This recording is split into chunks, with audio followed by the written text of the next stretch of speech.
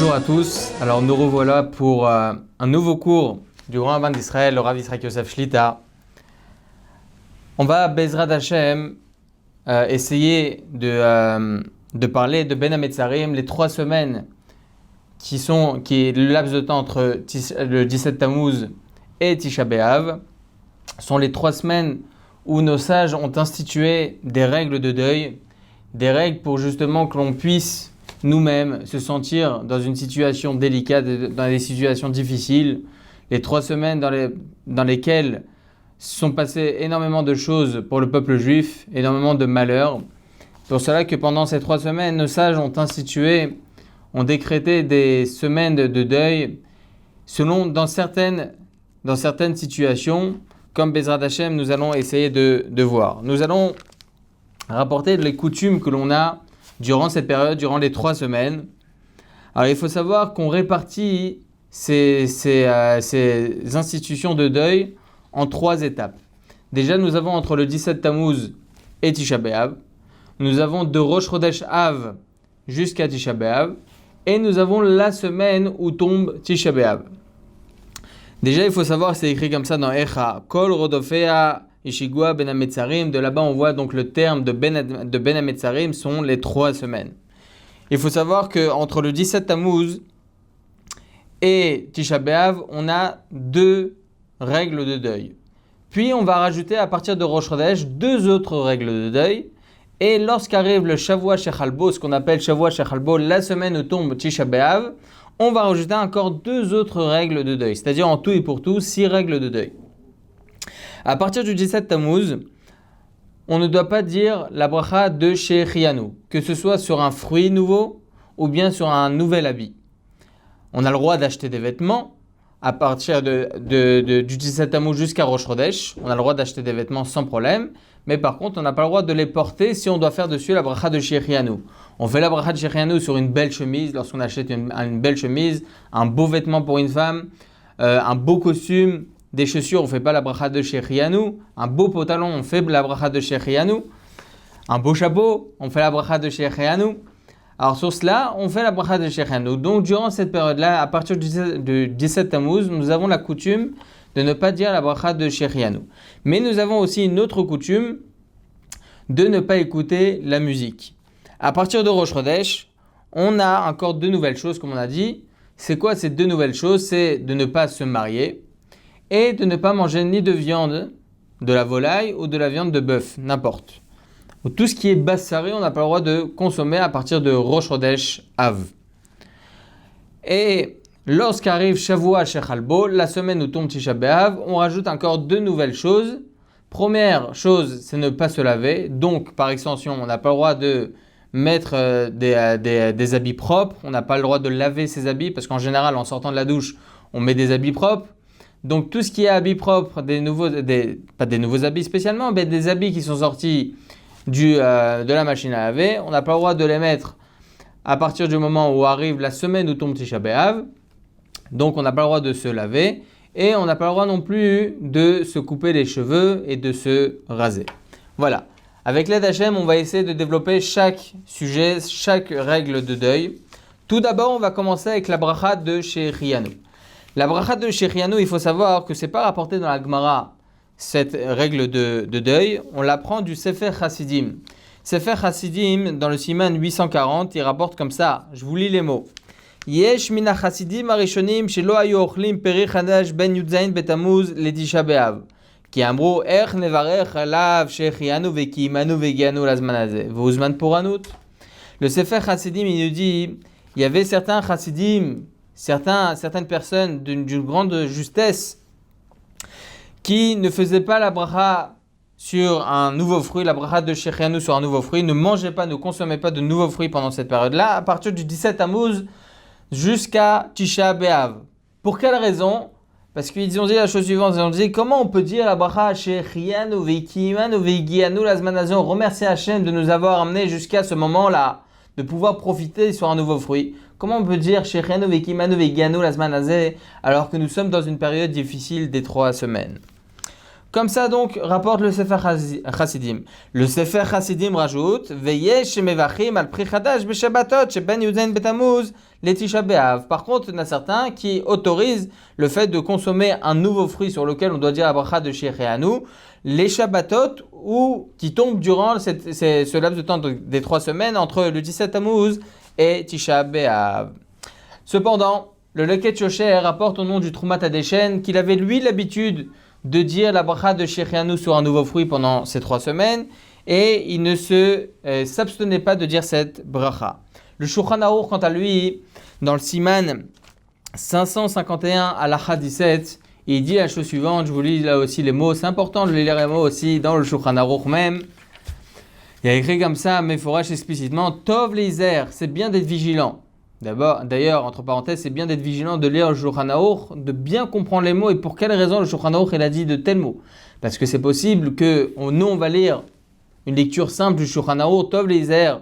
Il est bien d'être vigilant de ne pas dire la bracha de Shechianu pendant la période de Benem Hatzarim, al pri ou al malbouche, sur un fruit nouveau ou bien sur un nouvel habit. Aval, al pidion aben, omer velo yachmit sa mitzvah, etc., etc.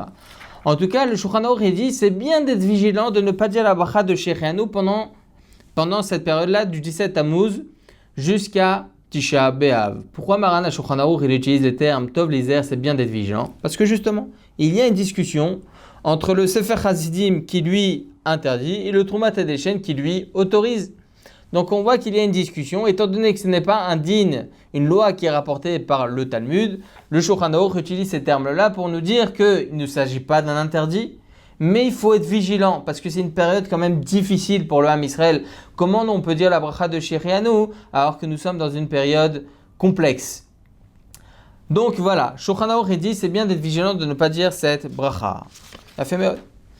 Maintenant, le problème, c'est que nous avons des avis contraires.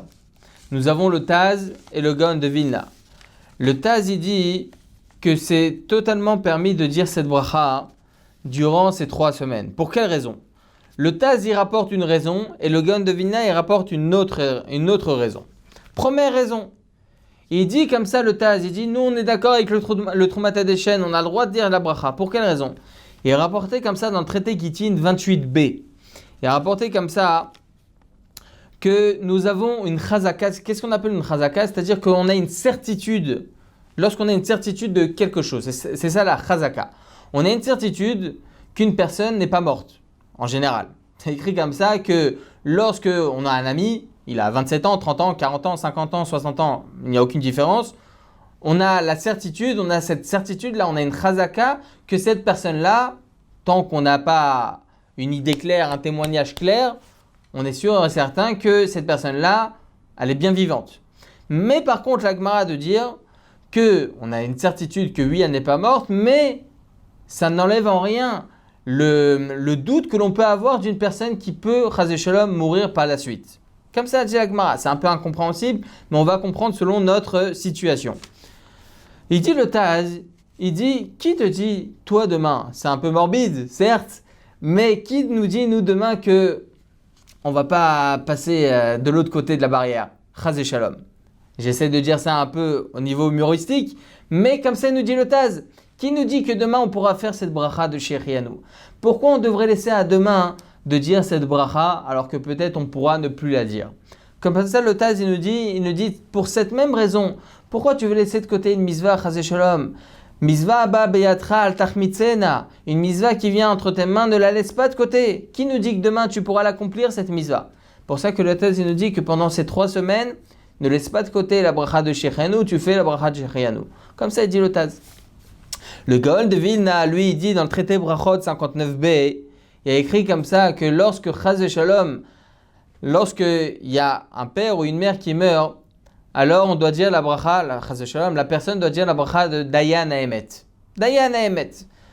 Si ce père, c'est un des parents, laisse un héritage et que le fils doit recevoir cet héritage, il doit dire la bracha de Shechianu. Shechianu v'kimanu v'iganu lazmanazeh, parce que là, il a acquis des nouvelles choses, de l'argent, etc.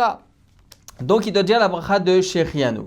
S'il n'est pas seul, s'il a aussi d'autres frères, Alors les deux, ils doivent dire, tous les frères ensemble, ils doivent dire Atov ve'ametiv. Voilà, comme ça, il a halakha. Il dit le Gaon de Vilna, Im met mutal lefanav, s'il y a un défunt, un des parents qui se trouve devant lui, qui est mort, qui est sur la civière, qui va être enterré maintenant, l'enfant, il doit dire la bracha de Shehrianu, à plus forte raison, lorsqu'il s'agit d'un deuil assez ancien quand même, ça fait quand même près de 2000 ans que nous sommes en deuil du Beth Amikdash. Alors pour quelle raison ne devrions-nous pas dire la bracha de Shehrianu? Sur ce, le Gaon de Vilna dit que pendant les 3 semaines, on a le droit de dire la bracha de Shehrianu. Alors ce sont des ta'anot, ce sont vraiment des preuves assez accessibles et assez compréhensibles du Taz et du Gaon de Vilna. Mais le Magen Avraham, dans le Siman 551, alinéa 42, il explique la vie du Shulchan Aruch. Pour quelle raison le Shulchan Aruch, lui, il dit Tov leizer il est bien d'être vigilant de ne pas faire la bracha de Shehrianu, parce que c'est pas par rapport à la bracha de Shehrianu ve'kimanu ve'gianu lazmanazé par rapport au deuil. Il ne s'agit pas d'un deuil. Oui, c'est un deuil, certes. Mais les 3 semaines, ce n'est pas un deuil. Le deuil, c'est Tisha B'Av. Le deuil, c'est le 17 Tammuz. Les 3 semaines, ce n'est pas un deuil. Nos sages ont institué des lois de deuil, des coutumes de deuil, pas parce qu'il s'agit d'un deuil pendant les 3 semaines, c'est parce qu'il s'agit des moments, ce sont les 3 semaines difficiles, des 3 semaines où il est arrivé énormément de malheurs pour le peuple juif. Donc, comment on peut dire, nous, la bracha de Shehrianu ve'iganu la zamanazé, Shehrianu ve'kimanu ve'iganu la zamanazé, alors que nous sommes dans Zmanazé, nous sommes dans une période, au niveau temporel, des moments difficiles. Donc, ce n'est pas par rapport au deuil, comme le Gaon de Vilna nous dit, voilà, et même lorsque le mort il se trouve devant lui, il fait la bracha de Shehrianu. C'est pas par rapport au problème du deuil. On ne peut pas rapporter une preuve du deuil. C'est parce qu'on est dans des périodes difficiles pour le peuple juif. C'est pour cela qu'il faut être vigilant et ne pas dire la bracha de Shehrianu. C'est pour cette même raison que le Chida et Rabbi Yehuda Ayash ils disent que, comme la halacha, comme le Shulchan Aruch, il faut éviter de dire la bracha de Shehrianu pendant cette période. Mais qu'en est-il par rapport à Shabbat? On a dit que le Sefer Chassidim, qui lui dit de ne pas dire la bracha de Shehrianu pendant cette période-là, il dit que pendant le Shabbat, on peut dire la bracha de Shehrianu. Il faut savoir que le Harizal, lui, il est d'avis qu'il faut être strict de ne pas dire la bracha de Shehrianu, que ce soit en semaine ou le Shabbat. A contrario, on vient de dire maintenant que le Sefer Chassidim, lui, autorise le Shabbat. Nous avons face à nous le Pshat, la halacha simple, et la halacha sont les kabbalistes. Nous avons une généralité, comme il nous dit le Rehem, le Radbaz, Rabbi Yaakov El-Ghazi, le Khatam Sofer, et beaucoup d'autres Acharonim disent lorsqu'on a une discussion entre le sens simple de la halacha et le sens caché de la Kabbalah, alors nous avons 2 avis, il faut suivre l'avis simple de la halacha qui est le Shulchan Aruch. Pour ça que le Shulchan Aruch, lui, qui ne précise pas, on devra suivre le Sefer Chassidim, le livre, donc le Sefer Chassidim, qui lui autorise. Le sens simple de la halacha autorise le Shabbat de dire la bracha de Shehrianu. Comme ça, on tranche la halacha. D'ailleurs, il faut savoir que le Chida, dans son livre, Yosef Ometz, il rapporte Rabbi Chaim Vital, qui lui était l'élève du Harizal. Lui, il disait la bracha de Shehrianu le Shabbat, lorsque c'était pendant la période de Ben Hametzarim. Donc là, nous avons l'avis du Rabbi Chaim Vital, le Levouche, le Eliaraba, le Maté Moshe, le Ktav Sofer, le Mishnah Berurah, le Rabbi Chaim Bebenishti dans son livre Knesset Agdola. Tout cela, il tranche à l'alacha que les Shabbatot qui se trouvent pendant les 3 semaines, on a le droit de dire la bracha de Shehrianu. C'est pour ça que si nous avons acheté un nouvel habit avant le 17 Tammuz ou bien même après le 17 Tammuz, on n'a aucune restriction entre 17 Tammuz et Rosh Chodesh Av. On n'a pas de restriction d'acheter de nouveaux habits, juste on a un problème de les mettre. C'est pour ça que si on achète une nouvelle chemise, l'Irvot Shabbat, on n'a pas de nouvelle chemise, on n'a pas de belle chemise l'Irvot Shabbat Kodesh, alors on a le droit d'acheter une nouvelle chemise avant Rosh Chodesh Av, et on a le droit de la mettre l'Irvot Shabbat Kodesh en faisant la bracha de Shehrianu. On pourra rajouter, mis à part cela, le fait que, pour quelle raison on devrait être plus souple pour le Shabbat? Parce que nous avons la mitzvah de Oneg Shabbat. Nous avons la mitzvah de Oneg Shabbat, il y a une discussion dans les Acharonim si la mitzvah de Oneg Shabbat, elle est d'ordre rabbinique, des Rabbanan, ou bien de la Torah. Est-ce une mitzvah de la Torah ou bien des Rabbanan. C'est rapporté comme ça dans Ishaïa, dans le prophète Ishaïa, chapitre 58, verset 13. Vekaratala Shabbat Oneg. Tu appelleras le Shabbat Oneg. C'est un jour de kiff, un jour où on doit profiter en chantant des chants de Shabbat, en profitant avec des mets succulents. C'est un profit durant Shabbat. C'est Oneg Shabbat. On a une mitzvah de Oneg Shabbat, de bien manger le Shabbat. Est-ce une mitzvah de la Torah ou bien des Rabbanan? Il est rapporté comme ça dans le traité Yevamot 93a. Rabbi Yanaï, il avait l'habitude, l'Irvot Shabbat, en l'honneur de Shabbat, de rapporter et de faire emmener des nouveaux fruits, des beaux fruits. L'Irvot Shabbat, l'Irvot Shabbat, avoir des beaux fruits. Et donc il avait là-bas un coursier qui lui rapportait toutes les veilles de Shabbat, il lui rapportait des nouveaux fruits sur lesquels il faisait le prélèvement de Trumot Maasrot. Des fruits, c'était des fruits qui venaient d'Eretz Israël. La mitzvah du prélèvement est uniquement pour Eretz Israël. Et donc, il avait l'habitude, toutes les veilles de Shabbat, de faire le prélèvement pour pouvoir manger le Shabbat, ces nouveaux fruits-là. Arrive un jour, vendredi midi, il voit Rabbi Yanaï que son coursier n'est pas encore arrivé. Il avait peur, il s'est dit que si il n'arrivait pas avant Shabbat, son coursier, il devait laisser de côté malheureusement ces fruits-là. Pourquoi? Parce qu'on a un interdit durant Shabbat, comme c'est écrit dans la Gemara. On a un interdit pendant Shabbat de faire le prélèvement des fruits et des légumes. Pour quelle raison? Parce que ça s'appelle metaken. On n'a pas le droit d'arranger quelque chose qui est incomestible pour maintenant et de le rendre comestible. Ça s'appelle metaken, c'est un issur des Rabbanan. Un interdit des Rabbanan. Donc, quoi faire? Rabbi Yanaï, il ne savait pas quoi faire. Ou bien, il laissait son coursier arriver pendant Shabbat et là, c'était terminé. Ou bien, il avait une autre solution. C'est écrit comme ça dans la Gemara qu'on n'a pas le droit de prélever des fruits. On a des fruits devant soi sur lesquels on doit faire la afracha, donc le prélèvement de la dîme. Ok? On a des fruits devant soi et on a des fruits qui doivent arriver dans 1 heure. On n'a pas le droit de prélever des fruits qui se trouvent ici en pensant aux fruits qui arrivent dans 1 heure. Ça s'appelle Shelo Minamukav. C'est pas encore arrivé devant notre porte. C'est pas encore arrivé dans notre maison. Donc c'est un problème. Qu'est-ce qu'il a fait Rabbi Yanaï? Il a dit Oneg Shabbat. C'est chaval. Pour éviter de transgresser, entre guillemets, la mitzvah de Oneg Shabbat, pour que je puisse profiter, comme ça il dit Rabbi Yanaï, pour que je puisse profiter comme il faut de la mitzvah de Oneg Shabbat, qu'est-ce que je vais faire? Je vais lui faire ce prélèvement en pensant, parce qu'il avait des fruits devant lui, sur lesquels il devait faire aussi le prélèvement. Il a dit comme ça, il a dit je veux prélever de ces fruits-là en pensant aussi aux fruits qui devra arriver je ne sais quand, peut-être avant Shabbat, peut-être pendant Shabbat. Peut-être avant Shabbat, peut-être pendant Shabbat. Et c'est ce qu'il a fait Rabbi Yanaï. Et il est arrivé son coursier, il a fait la mitzvah de Oneg Shabbat comme il faut. Lorsque après Shabbat, il a vu Rabbi Chia, il lui a dit ce qu'il avait fait. Rabbi Chia, il lui a dit Chazak Obaour, tu as fait exactement ce qu'il fallait. Pourquoi? Parce qu'il a écrit comme ça Lema tilmad lirat et Hashem Elohecha kol hayamim. Crains d'Hachem toute sa vie de ne pas délaisser aucune mitzvah. Elul Shabbatot ve'yamim tovim. Comme ça, la Gemara a terminé et de dire c'est les Shabbatot et Yom Tov, faire attention à la mitzvah de Oneg Shabbat. Donc on voit de là l'importance de Oneg Shabbat au point de laisser de côté le fait de ne pas prélever minamukaf, des fruits qui ne sont pas encore arrivés à la maison. On a la mitzvah d'Oneg Shabbat, on a l'interdit de minamukaf, de ne pas prélever de ce qui n'est pas encore arrivé à la maison. Eh bien, Rabbi Yanaï et Rabbi Chia sont d'avis, laisse de côté cela pour pouvoir faire la mitzvah de Oneg Shabbat. On voit de là l'importance de Oneg Shabbat. De là, le Rashba de cette même Gemara dans dans Yevamot 93a, il nous dit, de là on voit que la mitzvah de Oneg Shabbat est de la Torah. Alors à plus forte raison, on a la mitzvah de Oneg Shabbat, on a un nouveau fruit pendant Shabbat. On est pendant les 3 semaines, pourquoi ne pas pouvoir dire la bracha de Shechianu? On a un nouvel habit, Oneg Shabbat, une belle chemise d'Ervot Shabbat, pourquoi ne pas dire la bracha de Shechianu?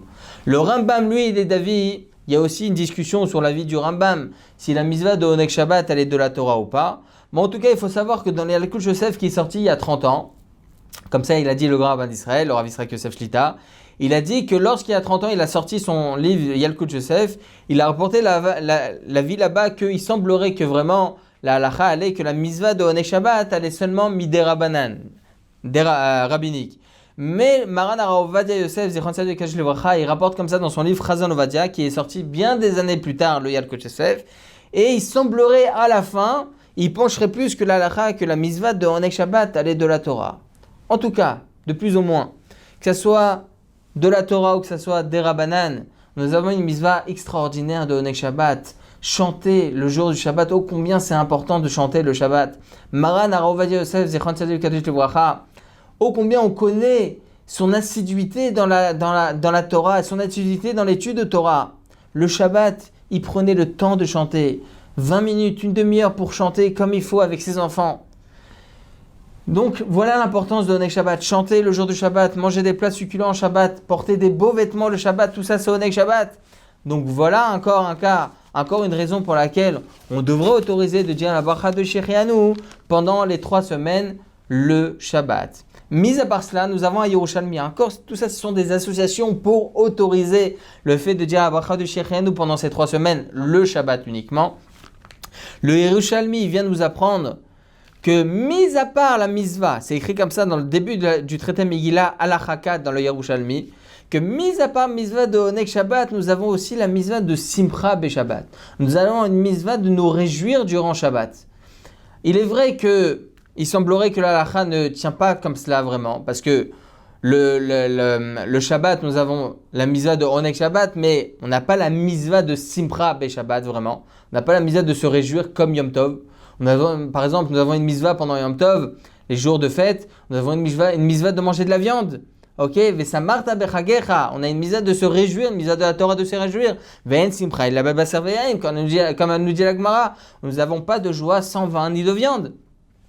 Donc, on a la mitzvah durant les fêtes de manger de la viande et de boire du vin. Le Shabbat, on a un Oneg Shabbat de manger de la viande et de boire du vin. Mais la mitzvah de se réjouir au point d'obliger la personne de manger de la viande. Non, si une personne n'aime pas la viande, elle n'est pas obligée de manger de la viande durant Shabbat. Donc voilà, il est vrai qu'il semblerait que selon la halakha, la mitzvah de Shabbat, c'est uniquement Oneg Shabbat et pas la Simcha de Shabbat, se réjouir le Shabbat. Mais quand bien même nous avons un Yerushalmi extraordinaire pour nous dire ici que nous avons aussi la mitzvah de nous réjouir le Shabbat. Donc, il est vrai qu'on ne tient pas comme ça, mais le Yerushalmi, il est important aussi de tenir quand même ce Yerushalmi et de l'associer à ce que nous venons de dire pour autoriser de dire la bracha de Shechianu pendant ces 3 semaines, le Shabbat. On va arriver maintenant au fait d'écouter de la musique pendant ces 3 semaines. On a dit que du 17 Tammuz jusqu'à Tisha B'Av, on a 2 choses. On a Shechianu, de ne pas la dire, mais on a aussi le fait de ne pas écouter de la musique. C'est écrit comme ça dans le Magen Avraham, Siman 493. Et dans le Siman 551 à l'alinéa 10, c'est écrit là, comme ça, En la sod rikudim umcholot beben hametzarin ou beme sfirat haomer. On ne doit pas faire de ronde, on ne doit pas danser pendant la période des 3 semaines et la période de sfirat haomer. De là, nous apprenons qu'on n'a pas le droit d'écouter de la musique. Pour quelle raison? Parce que la musique, que l'on le veuille ou non, ça mène à la danse, ça mène à faire des rondes, etc. Donc, on a la coutume de ne pas écouter de musique pendant la période des 3 semaines et la période du Homer. Rabbi Moshe Feinstein, il nous dit de là que ce soit des instruments musicaux que l'on a devant soi ou bien une musique que l'on entend dans un MP3, dans une radio, n'importe, l'interdit reste le même. C'est pour ça qu'on ne doit pas écouter de musique, même à la radio. Il n'y a aucune autorisation par rapport à cela. Maintenant, il est intéressant de s'attarder par rapport aux personnes qui se trouvent pendant cette période du Covid-19, qui se trouvent en quatorzaine. Et personnes en général, comme ça, on tient la halakha, une personne qui déprime un peu, qui déprime et qui est pas bien psychologiquement, il a le droit d'écouter de la musique pendant ces périodes-là.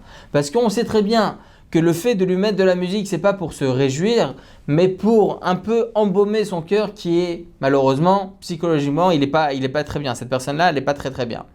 Les personnes qui se trouvent en quarantaine et qui en général dépriment un peu, qu'on le veuille ou non, et à plus forte raison des gens qui sont atteints du Covid-19, qui sont à la maison, et ressentent le besoin d'écouter un peu de musique, pas pour se réjouir et commencer à danser, évidemment. Alors eux, ils ont le droit d'écouter de la musique. Même si la personne qui se trouve en quatorzaine, parce qu'il est dans l'obligation d'être en quatorzaine, et ressent le besoin d'écouter de la musique, il n'est pas malade. Quand bien même, il a le droit d'écouter de la musique. Bien évidemment, ni à tue-tête, ni commencer à se réjouir et commencer à danser, évidemment. Et entre parenthèses, je rajouterais, bien évidemment, je ne cesse de le dire, évidemment, on parle de la musique cachère. Toute l'année, on parle de musique cachère et à plus forte raison pendant ces périodes.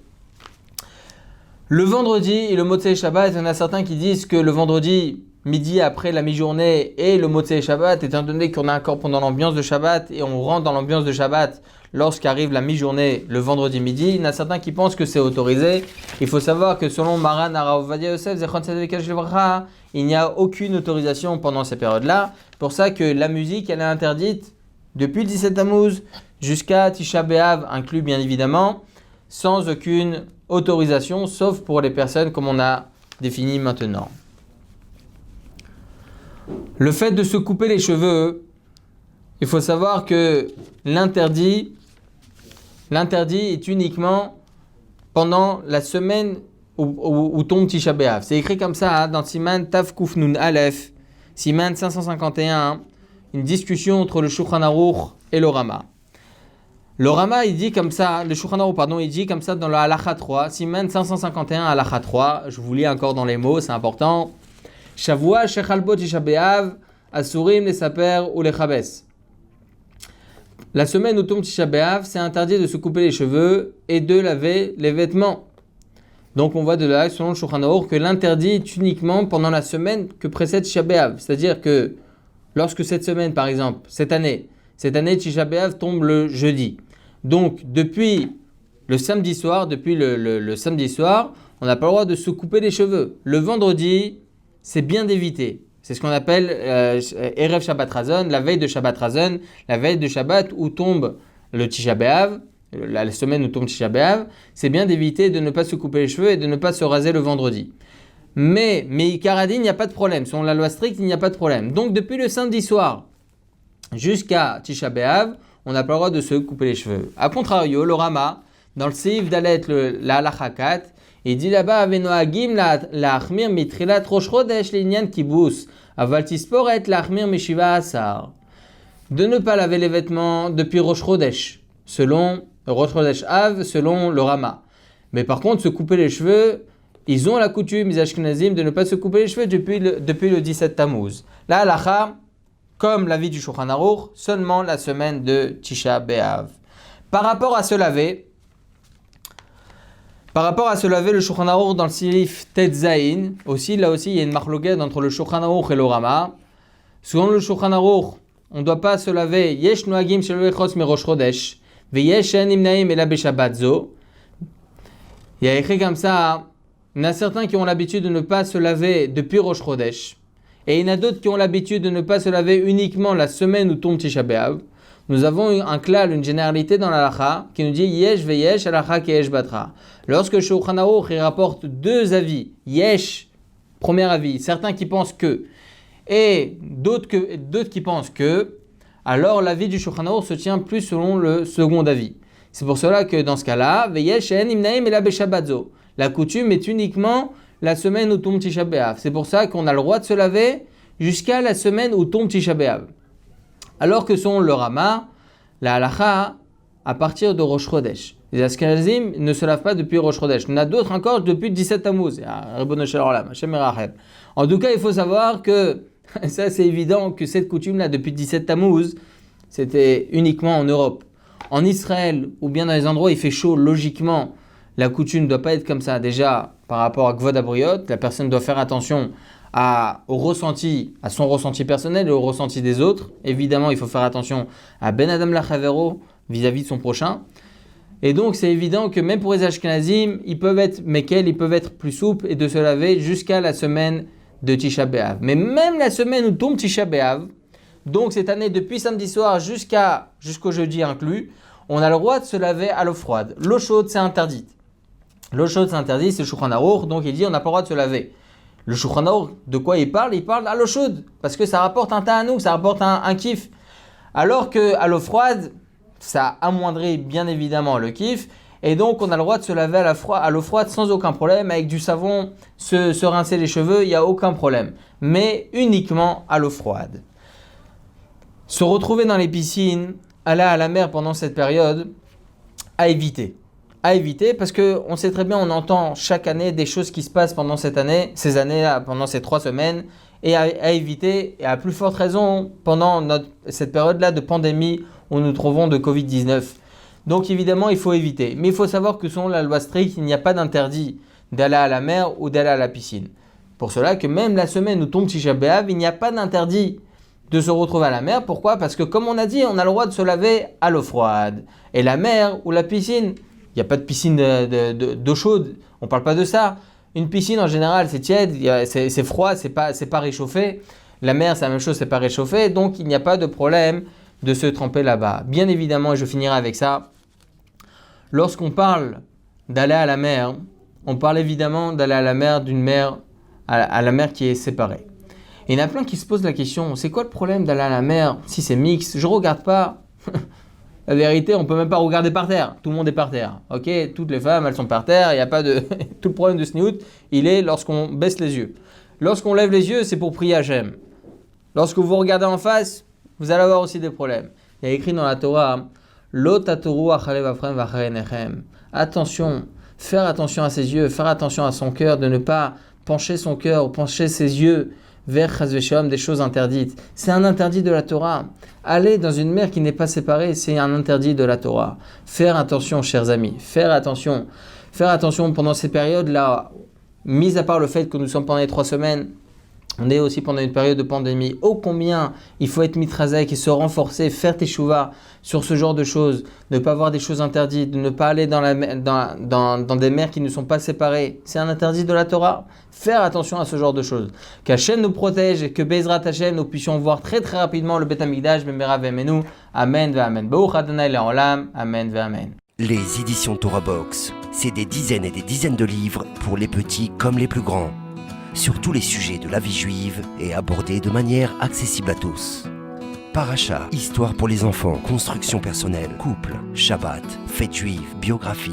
Chaque mois, c'est 2 nouveaux livres édités, vendus au prix les moins chers du marché et livrés partout dans le monde. Il vous suffit de les commander sur le site Torah Box à tout moment, pour les offrir à votre communauté, à vos proches ou pour renforcer vos connaissances avant les fêtes. Les éditions Torah Box, des livres sur mesure pour vous.